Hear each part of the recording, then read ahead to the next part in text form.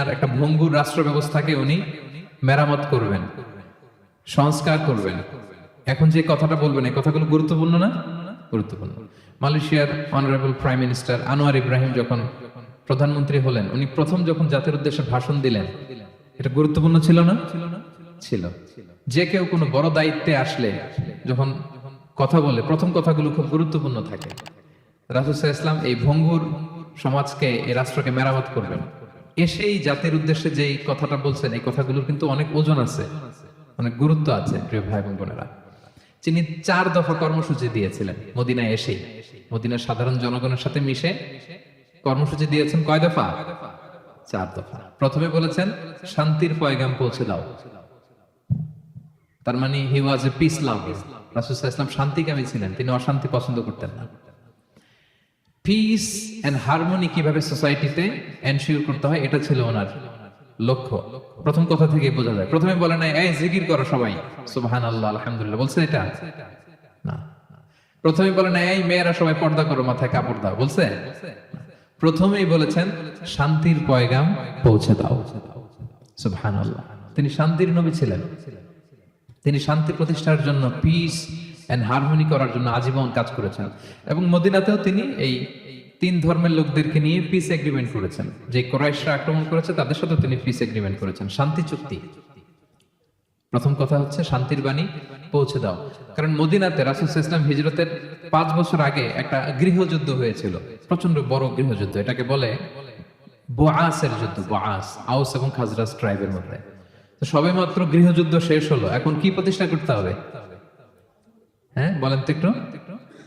সবেমাত্র গৃহযুদ্ধ শেষ হলো, একটা ভঙ্গুর রাষ্ট্র, এটা তো মেরামত করতে হবে। কি বলেন? তো প্রথম কাজটা কি? To establish piece in the society. এবং সেই কথাটাই রাসূল সাল্লাল্লাহু আলাইহি ওয়াসাল্লাম বললেন।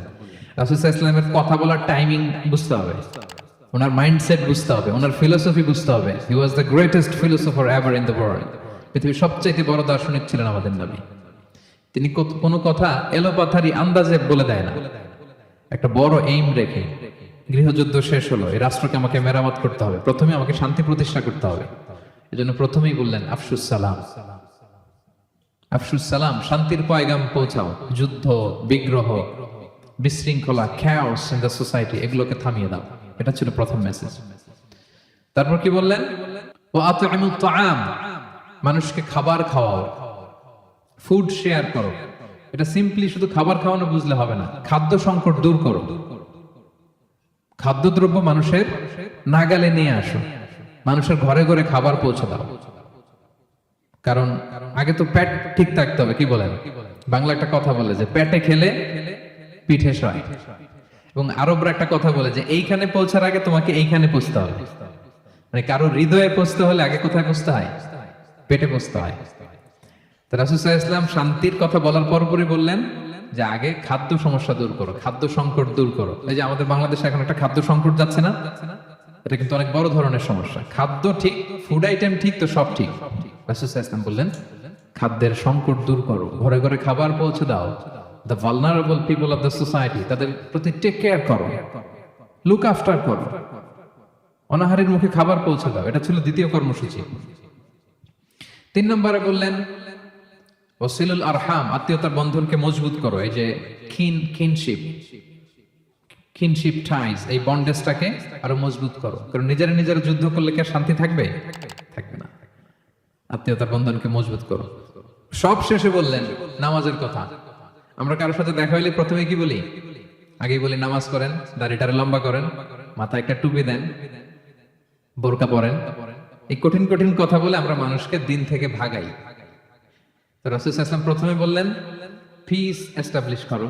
এরপরে বললেন ফুড প্রিভিলেজ নিশ্চিত করো, খাবার আছে কিনা প্রত্যেকের পেটে আগে এটা বলো, ঘরে ঘরে খাবার আছে কিনা, বিত্তশালীরা খাবার পৌঁছে দাও। এরপরে বললেন নিজেরা নিজেরা মারামারি করো না, ডোন্ট কিল ইচ আদার, নিজেদের বন্ডেজটাকে মজবুত রাখো। সব শেষে স্পিরিচুয়াল ডেভেলপমেন্টের কথা বললেন যে এই 3টা তো 4 দফা কর্মসূচির 3টা তো তোমাদের নিজেদের মধ্যে সোশ্যাল এঙ্গেজমেন্ট, এবার হচ্ছে ডিভাইন এঙ্গেজমেন্ট। ডিভাইন পাওয়ারের সাথে নিজেদের সম্পর্ক জুটে দাও। যখন সবাই ঘুমায় তুমি ঘুমিয়ে যেও না, তুমি জায়নামাজ বিছিয়ে সেখানে কান্নার ঝড় তুলো, সেখানে রবের সাথে একটা স্ট্রং অ্যাটাচমেন্ট গড়ে তোলো। রাসূল সাল্লাল্লাহু আলাইহি ওয়াসাল্লাম বললেন, চারটা কাজ যে করবে তাদখুলুল জান্নাতা বিসালাম, সহজেই সে আল্লাহর জান্নাতে ঢুকে যাবে।